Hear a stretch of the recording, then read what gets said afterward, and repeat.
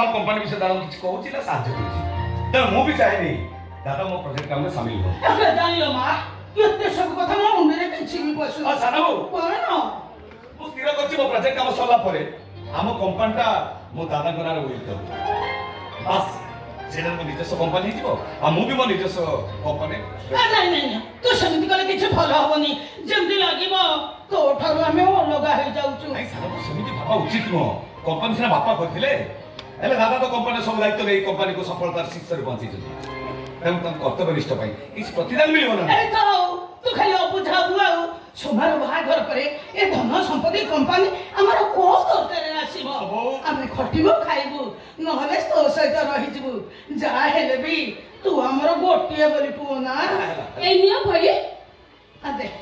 ସର୍ବତ ନିଅ ପିଦିଅ ପେଟ ପୁରା ଥଣ୍ଡା ହେଇଯିବ ପିଦିଅ ଆଉ ପିଦିଅ ଏ ସୁମା ହେଲା ତୋ ଭାଇ କଣ କହୁଛି ଜାଣିଛୁ ନା କଣ କହୁଛନ୍ତି କହୁଛୁ କଣ ନା କମ୍ପାନୀକୁ ତ ବାପାଙ୍କ ନାଁରେ ରେଜିଷ୍ଟ୍ରି କରିଦବ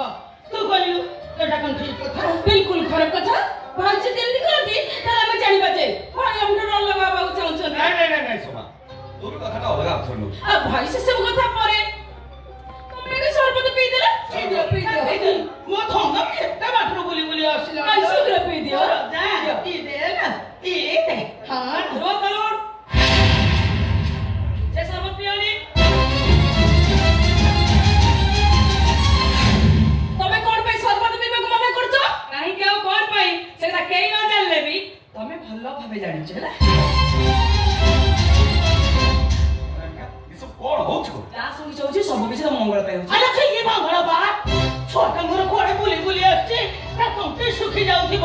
ତାକୁ ସର୍ବତ ଟିକେ ପିଇବାକୁ ନ ଦେଇ ତା ମୁହଁ ପାଖରୁ ଛଡେଇ ଆଣି ହାତରେ ଧରି ତୁ ବାହାଦୁରୀ କଥା କହୁଛୁ ଆଉ ଅନାମିକା ଦିଅ ସର୍ବତ ଆରେ ମତେ ବାଧ୍ୟ କରି ସର୍ବତ ପିଇବାକୁ ଦେଇପାରିବି କି ଆଶ୍ଚର୍ଯ୍ୟ କଥା ଏ ସର୍ବତ ନେଇ ତମେ ଏମିତି ବାଧ୍ୟ ଯୁକ୍ତି କରୁଛ କଣ ପାଇଁ କଣ ବାଧ୍ୟ ଯୁକ୍ତି କରେ ତୋର ସତ ମନ ସେଇଟା କହୁଛି କଣ ସତ କଥା କହୁଛ ତମେ କଣ ପାଇଁ ମତେ ସର୍ବତ ପିଇବାକୁ ମନା କରୁଛ ଏଇ ପାଇଁ ମନା କରୁଛି ଯେ କଣ ପାଇଁ ମନା କରୁଛ ଏ ସର୍ବତରେ ବିଷ ମିଶିଛି ବିଷ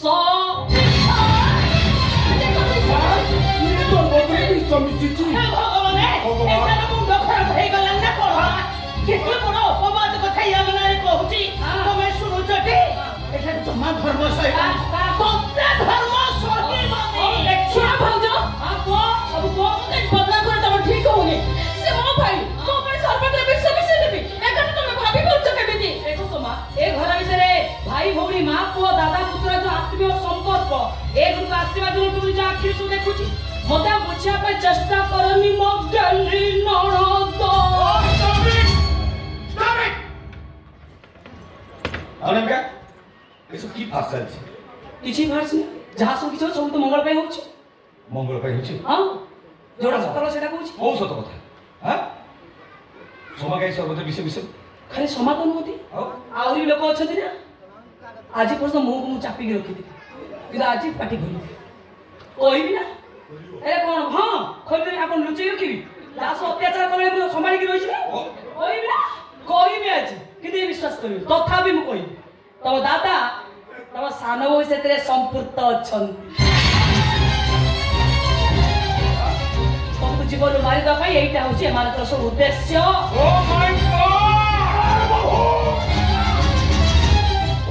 କହିଦଉଛି ମୁହଁରେ ଲଗାନ୍ତୁ ଏଇ କଥା ହୁଅ ଏମିତି ମିଛ ବଦଳରେ ପରିଣାମଟା କେତେ ଭୟଙ୍କର ହବ ସେ କଥା ତମେ ଜାଣିପାରୁଛ କଣ କରିବେ ଡରଉଛନ୍ତି ଜୀବନ ମାରିଦେବେ ହେଲେ ହୁସିଆର ଶ୍ୱଶୁର ମହାଶୟ ସେମିତି କାହିଁ ଭଲସେ ଅନେଇ କଥା ଦେଖନ୍ତୁ ମୁଣ୍ଡକୁ ଖାଇଯିବ ତମେ ମୋ ସ୍ୱାମୀଙ୍କ ମୁଣ୍ଡକୁ ଖାଇ ସାଇଲଣି ସମୁଦ୍ର ମଧ୍ୟରେ ଚେଷ୍ଟା କରନ୍ତୁନି ମୋ ପାଟି ଯଦି ସମ୍ପୂର୍ଣ୍ଣ ଖୋଲିଯିବ ନା ତାହେଲେ ଭୟଙ୍କ ସ୍ୱରୂପ ଆପଣଙ୍କ ସତ୍ତା ହଜିଯିବ ମଙ୍ଗଳା ଭିତରୁ କୋଉ ସମୁଦ୍ର ମନ୍ଥନ ହବା କଥା କହୁଛି ସେ ଯୋଉ ସମୁଦ୍ର ମନ୍ଥନ ହଉ ସେ କଥା ମୁଁ ବୁଝିବି ମୋ କଥା ମାନି ସର୍ବତ ପିଇବାକୁ ମନା କରିବେ ବାସ୍ ଭାରି ବହ ଭଲ ଭାରି ବହ ପରେ କଥାବାର୍ତ୍ତା କରୁଛୁ ଭା କାଇଁ ବହ ଦେଖି କଣ ହେଇଯିବ କଣ ପାଇଁ କାଇଁ ବହ କଥା କରୁଛୁ ଭା ପାଟି କରୁନି ଜମା ଯୁକ୍ତି କରୁନି ମୋ ସାଙ୍ଗରେ ଯୁକ୍ତି କରୁନି ଆସ୍ତେ କଥାବାର୍ତ୍ତା ମୁଁ ଆସ୍ତେ କହୁଛି ଧୀରେ କହୁଛି ତମେ ମୁଁ ଧୀରେ କହୁଛି ଶୁଣ ସେ ପିଇବେ ନାହିଁ ମୁଁ କହୁଛି ମୋ ପୁଅ ପିଇବ ମୋ ସ୍ୱାମୀ ପିଇବେ ନାହିଁ ମୋ ପୁଅ ପିଇବ ପିଇବେନି ବଡ ଆଶ୍ଚର୍ଯ୍ୟ କଥା ତୁ କହୁଛୁ ମୁଁ ପୁରା କହୁଛି ମୋ ପୁଅ ପିଇବ ଦେଖିବା କେମିତି ପିଇବେ ଦେଖିଲା କେତେ ପିଇବନି ଦେଖିଲା ତୁ କଣ ତାକୁ ତା ସବାରି ତଳେ ଆଣିଛି କିଲୋ ମୋ ସ୍ୱାମୀ ମୋ ସ୍ୱାମୀ ସ୍ୱାମୀ ଆଲା ଏଡ଼ିକି ତାଠାରୁ ଏଡ଼ୁଟା କରିଛି ସେ ହଉଛି ମୋ ପୁଅ କହୁଛି ମାନେ ପିଇବ ଭାରି ବହପରେ କଥାବାର୍ତ୍ତା କରୁଛୁ ବାଳା କଥାରେ କଥାରେ ତୁ ଆମକୁ ଆମ ପୁଅ ପାଖରୁ ଶତ୍ରୁ କରିଦଉଛୁ ଆରେ ତୋର ଉଦ୍ଦେଶ୍ୟ କଣ ବା ଓ ବୁଝିଲି ମୋ ପୁଅ ଏବେ କମ୍ପାନୀକୁ ତା ଦାଦାଙ୍କ ନାଁରେ ରେଜିଷ୍ଟ୍ରି କରିଦେବ ବୋଲି କହିବାରୁ ତୋର ଇଚ୍ଛା ହଉଛି ତୁ ସହି ପାରୁନୁ ଯୋଉଥିପାଇଁ କି ନା ଆମ ମାନଙ୍କ ସମ୍ପର୍କରେ ତୁ ଫାଟ ସୃଷ୍ଟି କରୁଛୁ ଭାରି ଭଲ ଲୋକଟା ତ ଫାଟ ସୃଷ୍ଟି କରୁଛି ତୁ ଭାରି ଭଲ ଲୋକଟା କଥା କୁହନି କମ୍ପାନୀ କଣ ସେ କରିଦେବେ ଆଉ କମ୍ପାନୀ କଣ ତାଙ୍କର ହେଇକି ଆଉ ଅଛି କି ଆଉ କାହାର ଅଛି ବା ତମେ ଜାଣିଥିବ କାହାର ଅଛି ତମେ ତ ଯାହା ସବୁ ଭର୍ତ୍ତି କରୁଛ ମୁଣ୍ଡରେ ସେ କହୁଛନ୍ତି ହଁ ଦେଖୁନ କିଛି ବୁଝି ପାରୁନାହାନ୍ତି ମୋ ସ୍ୱାମୀ ଭଳାମୟ ଶିବ କେତେ ଶାନ୍ତ ସରଳ ହେଇକି ଛିଡା ହେଇଛନ୍ତି ମୋ ସ୍ୱାମୀ ଦେଖୁନ କିଛି ଜାଣି ପାରୁନାହାନ୍ତି ନାମକ ମାତ୍ର ମାଲିକ ଠିଆ ହେଇଛନ୍ତି ଭାଇ ସେମିତି କଥା ବନ୍ଦ କର ଇଏ ଆମ ଘରଟା ଭାଙ୍ଗିଦବ ତମେ ଯଦି ସର୍ବତ ନ ପିଇବ ତାହେଲେ ମୁଁ ସତ୍ୟ କହୁଛି ଏମିତି ଗୋଟେ ମିଛକୁ ଆଧାର କରିବାକୁ ଯାଇ ମୁଁ ବିଶ୍ୱ ଆତ୍ମହତ୍ୟା କରିଦେବି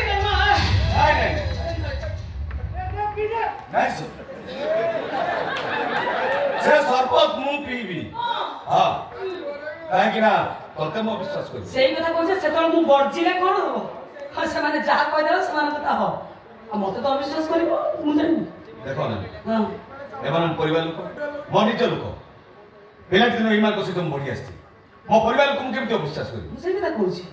ପିଲାଟି ଦିନ ସେମାନଙ୍କ ସହିତ ବଢିଛ ତମ ନିଜ ଲୋକ ଯାହା କହିଦେଉଛନ୍ତି ହଁ ସେଇଆ ଆଉ ମୁଁ ବଡ଼ ହେଇଛି ଭାସି ହେଇଛି ଭାସି ହେଇଛି କହୁନ ଶଙ୍ଖା ସିନ୍ଦୁର ଟିକେ ଘରକୁ ତମେ ମତେ ଆଣିଛ ମୁଁ ଆସିନି ଆପେ ଆପେ ମତେ କେତେ ଭଲ ପାଉନି ନାଇଁ ଆରେ ସେମାନଙ୍କୁ ଯଦି ଭଲ ପାଉଛ ମତେ ଟିକେ ସେତିକି ଭଲ ପାଅ କୋଉଠି ତ ଜାଗା ଗୋଟେ ଦିଅ କାହିଁ ଏମିତି ହଉଛ ମୋ କଥା ବିଶ୍ୱାସ କରୁନ ମୁଁ କହୁଛି ଗଳ୍ପ କାଳର ଚରିତ୍ର ମୁଁ ଜାଣିଛି ଅନାମିକା ତମେ ଅନାମିକା ତମ ପତ୍ନୀ ତମ ଜୀବନ ସାଥୀ ତମ ରକ୍ତ ମୋ ଗର୍ଭରେ ତମ କଥାକୁ ବିଶ୍ୱାସ କରିପାରୁନି ବିଶ୍ୱାସ କରିପାରୁନି କିନ୍ତୁ ମୁଁ ମିଛ କଥା କହୁନି ତମ କଥା ମୋ ସନ୍ଦେହ ଆସୁଛି ଆରେ ବଢିଆ ସନ୍ଦେହ କଲଣି ମତେ ନା କି ସନ୍ଦେହ ଆସୁଛି ମୋ କଥା ଏଇଥିପାଇଁ ସନ୍ଦେହ କରୁଥିଲେ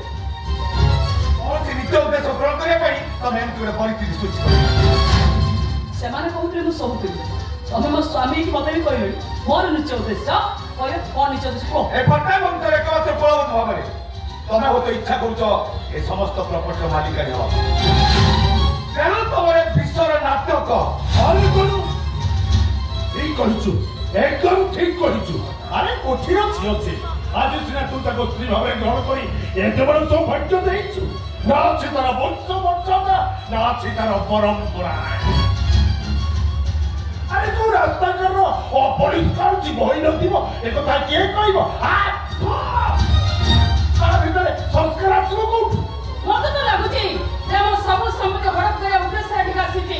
ମୋ ଭାଇକୁ ବିଶ୍ୱାସ କରି ବହୁତ ବଡ଼ ଭୁଲ କରିଛନ୍ତି କିଲୋ ସମଗ୍ର ହାତରୁ ସରିଗଲା କି ଏବେ ବି ମୋ ପୁଅ ଇଚ୍ଛା କଲେ ନା ସେଟାକୁ ଧକ୍କା ମାରି ଘରୁ ବାହାର କରିଦବ ବାସ୍ ଜାଣବ ବାସ୍ ଆଉ କିଛି ବି କର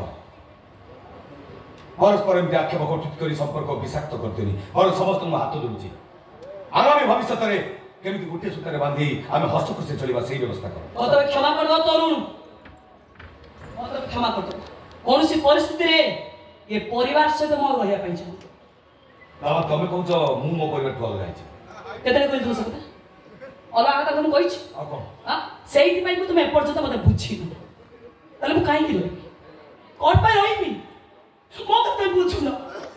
ଏବେ ଏଇ ମୁହୂର୍ତ୍ତରେ ବିନା ଯୁଦ୍ଧରେ ମୁଁ ଏ ଘର ଛାଡ଼ିକି ଚାଲିଛି ଆଉ ଚାଲିଯା ଏଇ ମୁହୂର୍ତ୍ତରେ ଚାଲିଯାଅ ଭଲ ପାଇବା ନାହିଁ ସେମିତି ଭିତରେ ବିଶ୍ୱାସ ନାହିଁ ସେମିତି ସମ୍ପର୍କରେ ବି କିଛି ମୂଲ୍ୟ ନାହିଁ ମୂଲ୍ୟ ଅଛି ବହୁତ ମୂଲ୍ୟ ଅଛି ଯୋଉଟା ତମେ ଏବେ ବୁଝିପାରୁନ ଯେବେ ବୁଝିବ ତେବେ ଏମିତି କିଛି ହରେଇ ସାରିଥିବ ଆଉ ତ କିଛି କରିପାରିବନି ଜୀବନ ସାରା ଖାଲି ଯନ୍ତ୍ରାରେ ଛଟପଟ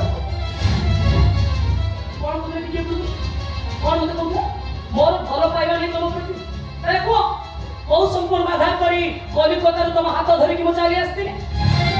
ତମେ ସେ ରଙ୍ଗପୁର ମାରିବୁ ଲକ୍ଷାଧିକ ଟଙ୍କା ଦେବେ କିଣି ଆଣିଥିଲ। ହେଲେ ବ୍ୟକ୍ତିଗତ ଭାବରେ ମୋର କି ସ୍ୱାର୍ଥ ଥିଲା? ଏ ଗୃହବନ୍ଦୀର ବଉର ଜୀବନ ଠାରୁ ସେ ରଙ୍ଗ କୋଠିର ରଙ୍ଗ ନାୟିକା ଜୀବନ କଣ ମୋର ଭଲ ନଥିଲା? ତମର କୌଣସି କଥା ମୁଁ ଶୁଣିବାକୁ ଚାହେଁନି। ବାପାକୁ ଦିଟା କଥା, ସର୍ବତ ଏବଂ ପିଇ। ସର୍ବତ ଦେଖିବା ଦେବି ଆମ ଭିତରେ କେତେ ଭଲ ପାଇ,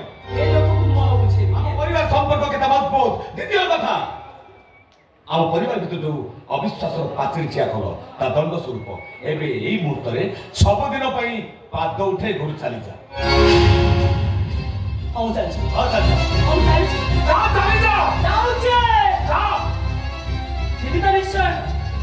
ଯିବା ବେଳେ ପୋତେ କହିକି ଏଠୁ ଯିବି ନା? ଯୋଉ ସମ୍ପର୍କ ଆପଣାର କରି ତମେ ମତେ ଆଜି ଏଠି ପର କରିଦଉଛ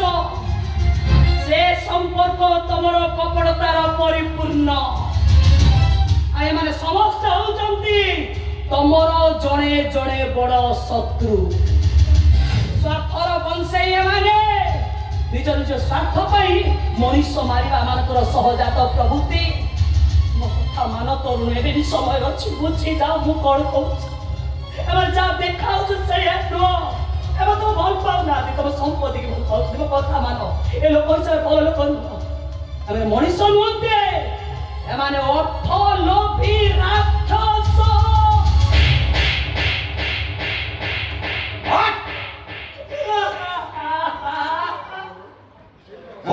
ମୋ ପରିବାର ଲୋକ ବିଦ୍ରୁପ କରିବ, ସବୁ ରାକ୍ଷସ ବୋଲି କହିବ।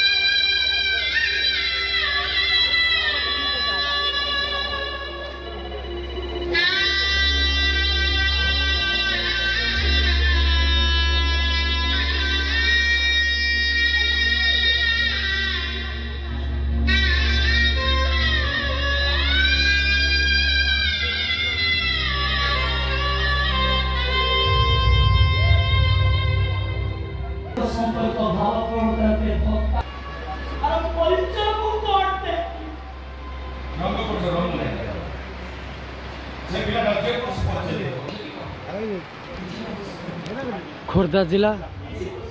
जटणी रेतंग पंचपल्ली रंगमंच प्रथम रजनी नाटक चलुच रंग बजार रंगनायिका। द्वितीय रजनी देखु हाकृष्ण बोली जाऊजीव, हाकृष्ण बोली जाऊजीव। द्वितीय रजनी 5/5/2025 सोमवार हाकृष्ण बोली जाऊजीव। 5 मे मास 2025 सोमवार द्वितीय रजनी पंचपल्ली रंगमंच देखु हाकृष्ण बोली जाऊजीव। संपूर्ण भाव में फ्री शो द्वितीय रजनी देखु हाकृष्ण बोली जाऊजीव फ्री शो। जय जगन्नाथ, जय दर्शक देवता, जय माँ शिवानी। नीलकंठेश्वर यात्रा कमिटी आनुकूल्य फ्री शो यात्रा 3 दिन काल देखु फ्री शो शिवानी गणनाट्य। द्वितीय रजनी देखु हाकृष्ण बोली जाऊजीव। जय जगन्नाथ, जय दर्शक देवता, जय माँ शिवानी।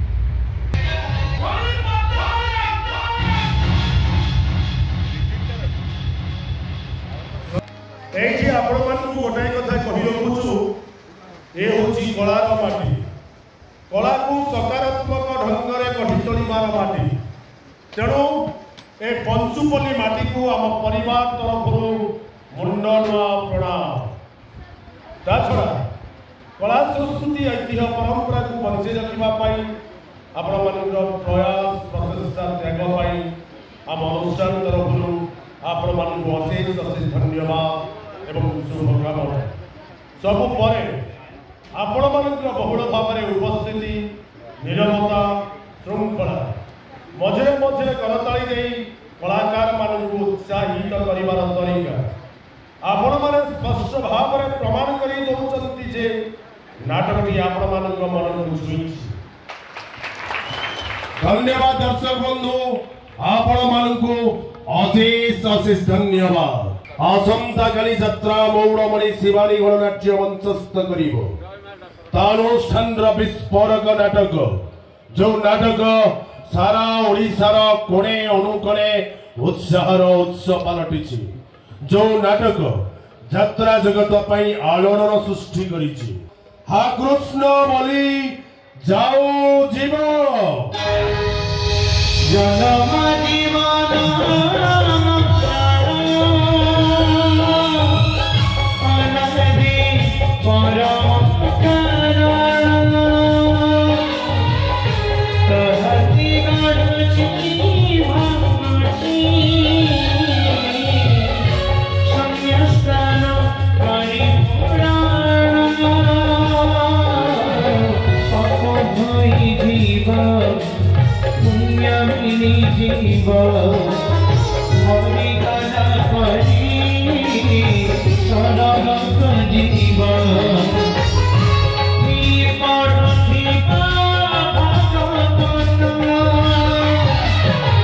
कृष्ण बोली जाओ जीव कृष्ण बोली जाओ जीव कृष्ण बोली जाओ जीव कृष्ण बोली जाओ जीव रचना डॉक्टर निहार रंजन महांती निर्देशना ओडिशा यात्रा जगतर स्वाभिमानी किंग डायरेक्टर प्रशांत नायक और बड़िया आशा गीत निगम मिश्र संगीत कृपा सिंधु बेहरा और एकंशा मन रखु दर्शक बंधु आसंता काली यात्रा मौड़मणि शिवानी गणनाट्य मंचस्थ करिवो तानुष्ठान विस्फोरक नाटक जो नाटक सारा ओडिशार कोणे अनुकोणे उत्साहर उत्स पलटिछि जो नाटक यात्रा जगत पई आलोड़न सृष्टि करिछि जो नाटक प्रत्येक रंगीन रंगमंच रे 5-6 रात्रि धरी मंचस्थ करी अजस्र प्रशंसा साउंडी परिछि आसंता काली अनुष्ठान द्वितीय रजनी रे अनुष्ठान से विस्फोरक नाटक हा कृष्ण बोली जाओ जीव हा कृष्ण बोली जाओ जीव